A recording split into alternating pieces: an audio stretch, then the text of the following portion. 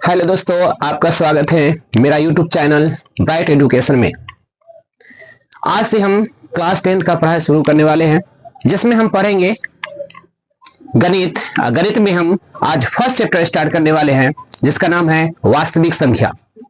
चलिए आज हम शुरू करते हैं वास्तविक संख्या। शुरू करने से पहले बता दें कि यह सेशन 2026 से 27 तक रहेगा और पूरा कंप्लीट सिलेबस यहाँ पे कराया जाएगा। चलिए स्टार्ट करते हैं। वास्तविक संख्या यानी कि रियल नंबर। रियल नंबर क्या है, वास्तविक संख्या क्या है? तो वास्तविक संख्या में हम लोग परमेय संख्या और अपरमेय संख्या के सम्मिलित रूप को पढ़ते हैं। परमेय संख्या और अपरमेय संख्या के सम्मिलित रूप को वास्तविक संख्या कहते हैं। वास्तविक संख्या को जानने से पहले कुछ संख्या के बारे में हम लोग जानते हैं। चलिए देखते हैं।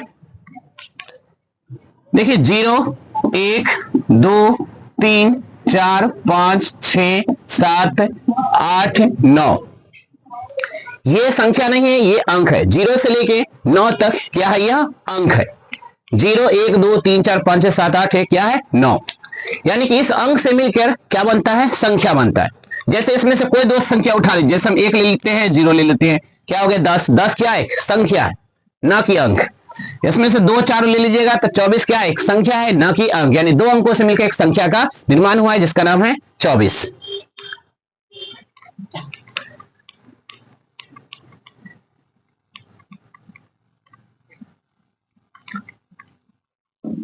चलिए हम रियल नंबर में, वास्तविक संख्या में जानने से पहले हम लोग कुछ संख्या के बारे में जानते हैं। जैसे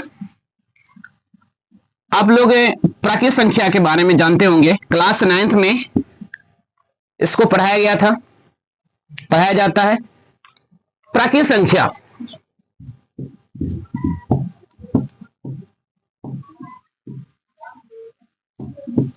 देखिए, प्राकृत संख्या क्या है, यानी इंग्लिश में इसको बोलते हैं नेचुरल नंबर। प्राकृत संख्या यानी कि गिनती की संख्या को प्राकृत संख्या कहते हैं।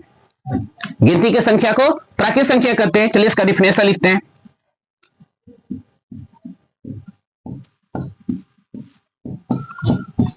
गिनती की संख्या को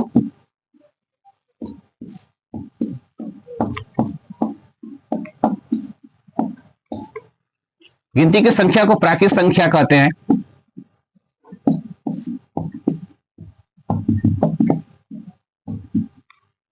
गिनती की संख्या को प्राकृत संख्या कहते हैं। जैसे अगर एग्जांपल की बात करें, 1, 2, 3, 4, 5 बहुत सारे हो सकते हैं, यानी अनगिनत प्राकृत संख्या होते हैं। 1, 2, 3, 4, 5 डैश डैश बहुत सारे हो सकते हैं, यानी कि गिनती की संख्या को क्या कहते हैं, प्राकृत संख्या कहते हैं। प्राकृत संख्या के बाद आता है पूर्ण संख्या।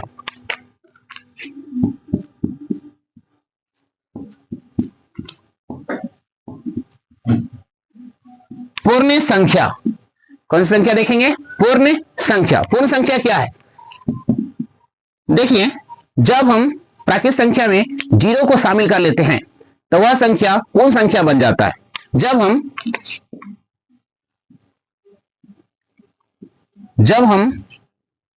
प्राकृत संख्या में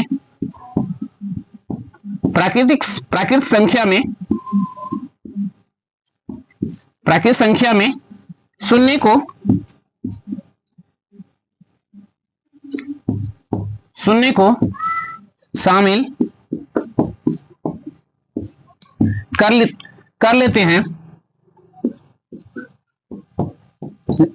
शामिल कर लेते हैं तो वह संख्या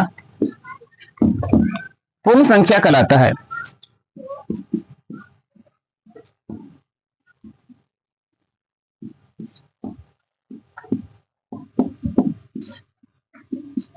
तो वह संख्या पूर्ण संख्या कहलाता है। जब हम प्राकृत संख्या में शून्य को शामिल कर लेते हैं तो वह पूर्ण संख्या कहलाता है। तो वह संख्या क्या कहलाएगा, तो वह पूर्ण संख्या कहलाता है।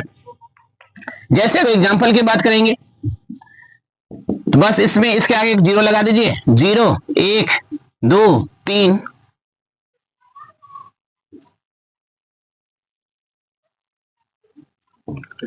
ये सब क्या है, पूर्ण संख्या है। यानी कि प्राकृत संख्या में जब हम जीरो को शामिल कर लेते हैं तो वह संख्या क्या कहलाता है? पूर्ण संख्या कहलाता है।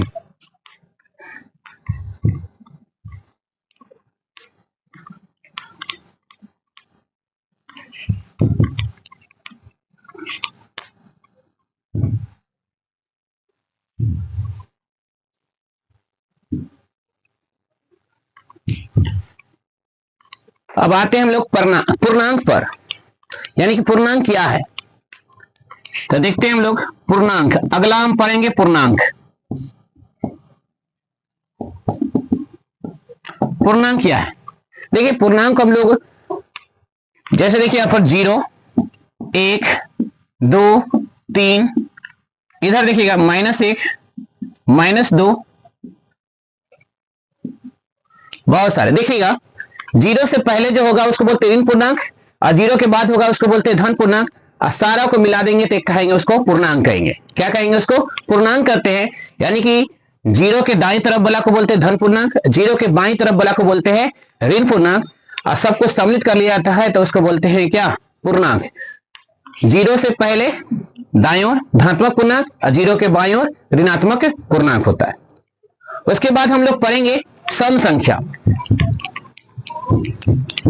सम संख्या क्या होता है? चलिए देखते हैं सम संख्या क्या है।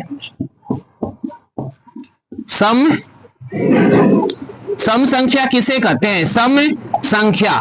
कौन सी संख्या? सम संख्या क्या है? किस संख्या की बात करें हम लोग? सम संख्या किसे कहते हैं?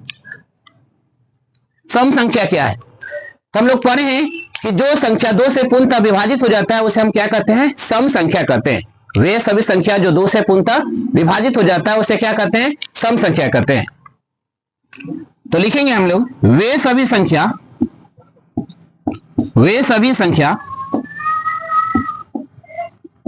जो 2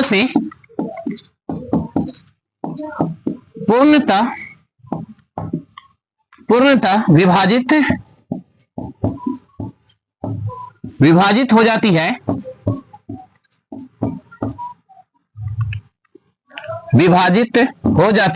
विभाजित हो जाती है, उसे सम संख्या कहते हैं। सम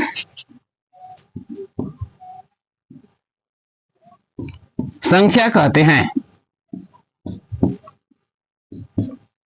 वे सभी संख्या जो 2 से पूर्णतः विभाजित हो जाती है उसे सम संख्या कहते हैं। जैसे 2, 4, 6, 8, 10 डैश डैश डैश, ये सभी सब क्या है? ये सभी सम संख्या है। अब सम संख्या के एक व्यापक रूप होता है जिससे आप कोई भी सम संख्या लिख सकते हैं, यानी कि सबसे बड़ा रूप। व्यापक रूप के मतलब होता है सबसे बड़ा रूप, यानी कि सम संख्या का व्यापक रूप। तो देखते हैं हम लोग सम संख्या का व्यापक रूप।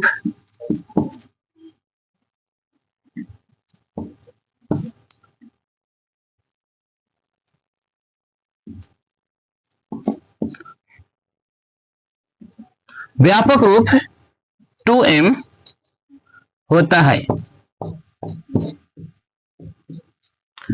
सम संख्या का व्यापक रूप कितना होता है? 2m होता है। ये 2m क्या है? देखिए ये क्या है? 2 अंक है, यह क्या है? एक पूर्णांक है। m क्या है? एक पूर्णांक। जहां m क्या है? एक पूर्णांक है। जहां m एक क्या है? एक पूर्णांक है। चलिए इस पर हम चेक करेंगे कि कौन कौन से सम संख्या हो सकती है। सम संख्या किसे कहते हैं? वे सभी संख्या जो 2 से पूर्णतः विभाजित हो जाती है उसे सम संख्या कहते हैं। जैसे 2, 4, 6, 8, 10। सम संख्या का व्यापक रूप क्या होता है? 2m होता है, जहां m एक पूर्णांक है। यह सीधा सीधा बोर्ड के एग्जाम में पूछ लिया जाता है।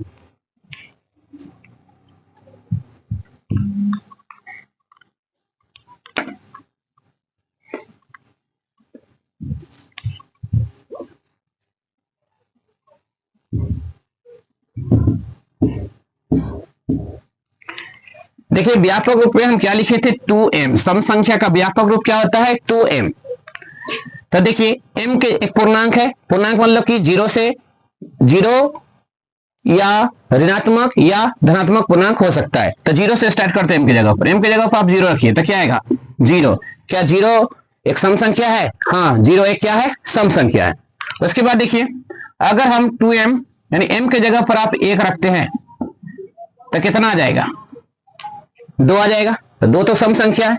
उसके बाद अगर हम बात करें m के जगह पर आप -1 रखिएगा तो -2, -2 भी क्या है? सम संख्या है। सम संख्या धनात्मक भी हो सकता है, ऋणात्मक भी हो सकता है। शर्त क्या है? 2 से पूरा पूरा कटना चाहिए, तभी जाके वह क्या होगा?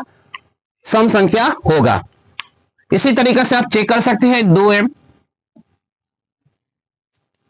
इसमें 5 रहना चाहिए, 5 रख दे, 5 दूना कितना हो गया? 10। 10 क्या है? ये भी सम संख्या जो 2 से पूर्णतः क्या है? विभाजित है। तो सम संख्या का क्या हो गया? व्यापक रूप।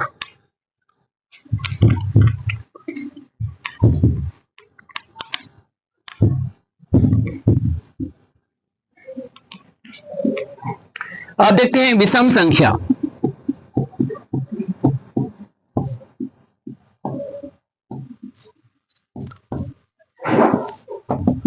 विषम संख्या क्या है? वे सभी संख्या जो 2 से पूर्णतः विभाजित नहीं होती है उसे क्या कहते हैं? विषम संख्या कहते हैं। वे सभी संख्या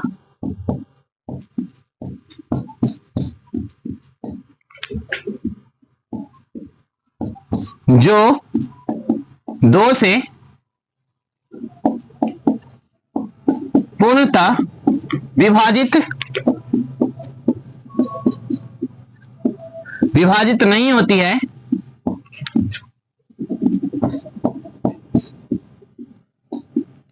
वे सभी संख्या जो 2 से पूर्णतः विभाजित नहीं होती है उसे विषम संख्या कहते हैं। नहीं होती है उसे विषम संख्या कहते हैं। विषम संख्या कहते हैं, उसे विषम संख्या कहते हैं। जैसे 1, 3, 5, 7 ये सब क्या है? विषम संख्या। विषम संख्या अनंत हो सकते हैं। इसका व्यापक रूप क्या होता है? देखिए विषम संख्या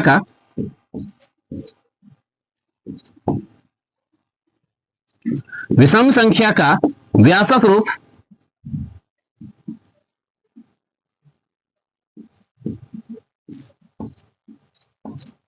व्यापक रूप 2m-1 या 2m+1 होता है। विषम संख्या का व्यापक 2m-1 या 2m+1 होता है। यानी इस पर कोई भी प्राकृत संख्या रख दीजिए, कोई भी पूर्ण संख्या रख देगी जहां m क्या है? एक पूर्णांक है। क्या है? एक पूर्णांक। जहां m एक पूर्णांक है। देखिएगा विषम संख्या क्या है? वे सभी संख्या जो 2 से पूर्णतः विभाजित हो जाता है उसे विषम संख्या कहते हैं। जैसे 1, 3, 5, 7 बहुत सारे हो सकते हैं। विषम संख्या का व्यापक रूप क्या होता है? 2m-1 या 2m+1 होता है, जहां m क्या है? एक पूर्णांक है। तो हम इसमें m की जगह पर कोई भी पूर्णांक रख के चेक कर सकते हैं कि कौन कौन विषम संख्या हो सकता है। चलिए देखते हैं।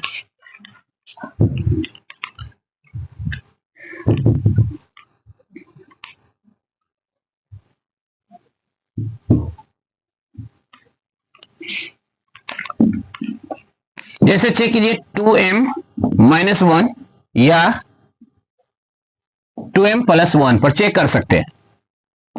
जैसे m की जगह पर आप रख सकते हैं 0, तो रखिएगा 2 गुने 0 -1, 2 में 0 से गुना करें 0 -1 तो कितना आएगा? -1।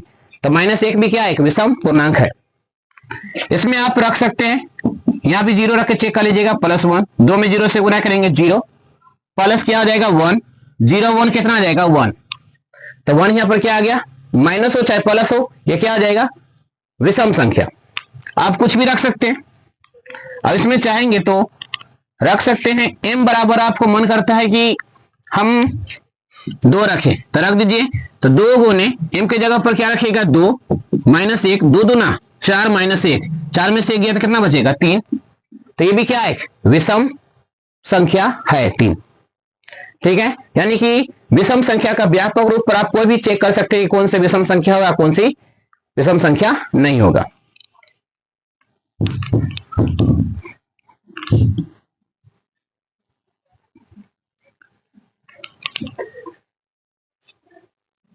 चलिए हम कुछ संख्या के बारे में जाने। अब हम टॉपिक पर आते हैं। जो मेन टॉपिक है वास्तविक संख्या में आज हम पढ़ेंगे यूक्लिड विभाजन एल्गोरिथम। क्या पढ़ेंगे? यूक्लिड विभाजन एल्गोरिथम। यूक्लिड विभाजन एल्गोरिथम। देखिएगा यह शब्द एल्गोरिथम एक फारसी गणितज्ञ अल ख्वारिज़मी के नाम से लिया गया है। देखिए यह शब्द एल्गोरिथम, ये एल्गोरिथम शब्द है जो आज हम पढ़ने वाले हैं, यह एक फारसी शब्द है। एक गणितज्ञ है जिसका नाम है अल ख्वारिज़मी के नाम से लिया गया है, यानी कि उसी के नाम पर एल्गोरिथम रखा गया है। किसके नाम पर? तो अल ख्वारिज़मी के नाम पर यह शब्द को यानी कि एल्गोरिथम रखा गया है। आज हम इसी को स्टार्ट करेंगे कि यूक्लिड विभाजन एल्गोरिथम क्या है, उस पर किस तरह से क्वेश्चन को अप्लाई करेंगे, कैसे बनाएंगे, चलिए देखते हैं। देखिए आप पढ़े होंगे क्लास 9th में भाज्य बराबर भाजक, भाजक गुने भागफल जोड़ शेष। क्या बोले? भाज्य बराबर भाजक गुने भागफल जोड़ शेष। हम इससे यूक्लिड विभाजन एल्गोरिथम से एक फॉर्मूला लगाते हैं, a बराबर बी क्यू प्लस आर। ए बराबर बी क्यू प्लस आर। ए हो गया भाज्य, बी हो गया भाजक, क्यू हो गया भागफल और आर क्या हो गया शेष। ए क्या है?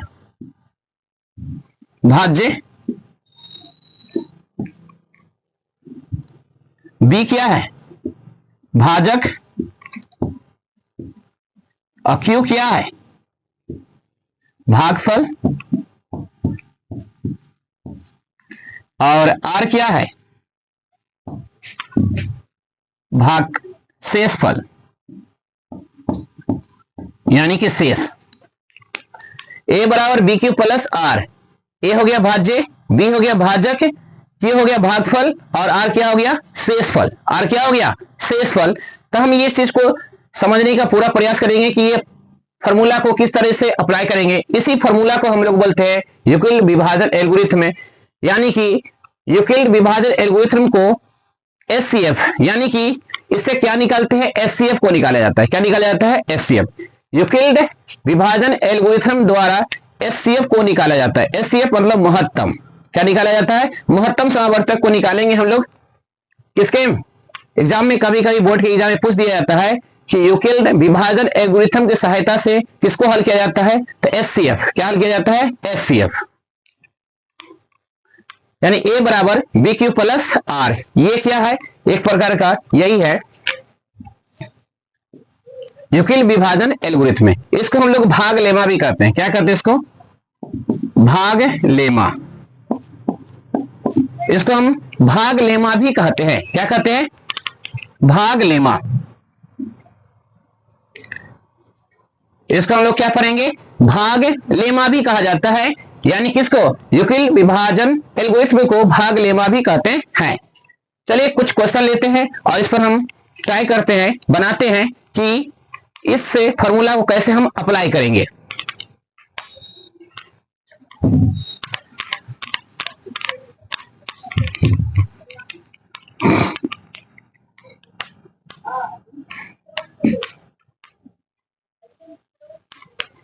देखिए 21 से हम 41 में 41 से महत्तम लगा 41 में 21 से महत्तम लगाते हैं, भाग देते हैं। तो 21 से कम 21, एक में से गया क्या? 0, 4 में से 2 गया 2। अब क्या करेंगे, इस 21 को यहां लेके आएंगे इस डब्बा में। 20 से कम 20, 1 में से 0 गया 1, 2 से 2 कट गया। फिर ऐसे करेंगे, फिर इस 20 को यहां पर लाएंगे। 1 के फर्क है मरते पे तो 20 मरते, तो 20 मरते लगा सकते हैं आप। यानी कि जो लास्ट में जिससे कट गया वही क्या हो गया, HCF। क्या हो गया, HCF। यानी कि जो लास्ट में आता है, यानी कि जिससे पूरा पूरा संख्या कट गया, किसे कटा, 1 से। पूरी तरीका से कटना चाहिए तभी जाके यह HCF बनेगा। तो HCF बराबर हो गया 1। लेकिन हमको बनाना है किससे, यूक्लिड विभाजन एल्गोरिथ्म से या भाग लेमा से।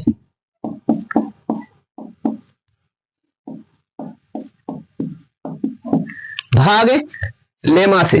भाग लेमा क्या है, तो A बराबर BQ प्लस R। A बराबर BQ प्लस R। देखिए इसको बोलते हैं A, इधर होता है B, इधर होता है Q, और इसको हम बोलते हैं R। बीच में होगा उसको भाज्य, इसको बोलते हैं भाजक, इसको बोलते हैं भागफल, नीचे वाला को क्या कहते हैं, शेष। तो A के मान यहाँ पर कितना दिया हुआ है, 41। तो A की जगह पर आप 41 लिखिए। B के मान कितना दिया हुआ है, 21, तो 21 लिखिए। Q के मान आपको कितना दिया हुआ है, इधर वाला को Q बोलते हैं, Q के मान कितना दिया हुआ है, 1, प्लस R के मान कितना दिया हुआ है, 20। फिर आइए देखिएगा, फिर से यह रूल स्टार्ट हो जाएगा। देखिए 20 में है तो 20 वाला को हम लोग क्या कहेंगे, A, इधर वाला को B कहेंगे, इसको Q बोलेंगे, फिर क्या बोलेंगे, R। तो देखिएगा 20 में फिर कौन है, 21, किससे भाग देना है, 20 से। तो B के जगह पर क्या हो जाएगा, 20 गुना कितना बार किए थे, 1 बार, अशेष कितना आया है, 1। फिर देखिएगा यह रूल लागू हो गया। फिर 20 वाला को A बोलेंगे, इसको B बोलेंगे, इसको Q बोलेंगे, इसको क्या बोलेंगे, R। तो A के मान क्या है, 20, B के मान हो गया 1, और Q के मान हो गया 20, अशेष क्या आया, 0। तो इसको बोलेंगे हम लोग HCF। यहाँ पे जो रहेगा लास्ट में वही हो जाएगा HCF। यानी HCF कितना आ गया, 1। HCF क्या आ गया, 1। यहाँ पे जो रहेगा वही हो जाएगा क्या, HCF। यानी कि हम यूक्लिड विभाजन एल्गोरिथम की सहायता से हम HCF निकालेंगे। और इस विधि यानी कि इसी को यूक्लिड विभाजन एल्गोरिथम को भाग लेमा भी कहा जाता है।